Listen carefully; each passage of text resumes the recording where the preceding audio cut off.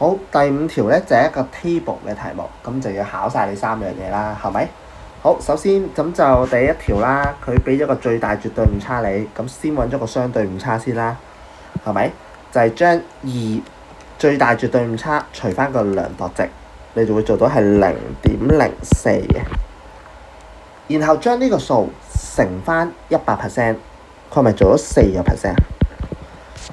嗱，即係你有冇印象？有條式，即係我哋做嗰陣 recall 翻條式啊，就係相對誤差，係啦。咁我教開中文班為主嘅，咁但係本嘢中英對照你自己對翻啦。好啦，咁就相對誤差，係啦。咁相對誤差咧就會係最大絕對誤差除翻嗰個叫量度值啦，係咪？嗱，呢度咧其實就即係都係考翻你公式嘅運用啦，係咪？即係如果你比較模糊嘅話咧，咁可能就會爭少少啦。好，第2條佢俾咗相對誤差嚟喎，係咪啊？佢俾咗相對誤差嚟喎，咁我哋就可以計到8份誤差啦，將佢乘翻100% 啫嘛，係咪？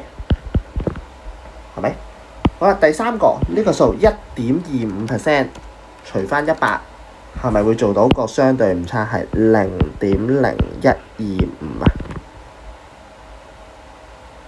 好啦，然後啦，咁我哋就揾嗰個最大絕對誤差啦。咁記得喎，最大絕對誤差有單位嘅喎，係咪？好，咁0.0 x 除以10等於0.05，係咪？我套翻條式。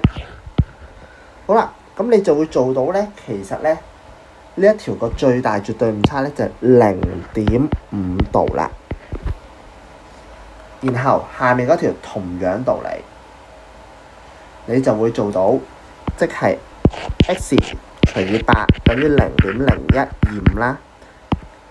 即係最大絕對誤差，我哋切做 x， 量度值呢條係8啊嘛，相對誤差。好啦，咁我哋將呢個數乘一乘，你就會做到咧，答案就係0.1個 liter 啦。嗱，呢條咧基本上就考晒你對公式了唔了解，你了解嘅就會做到，唔了解嘅你就會好混亂啦，係咪？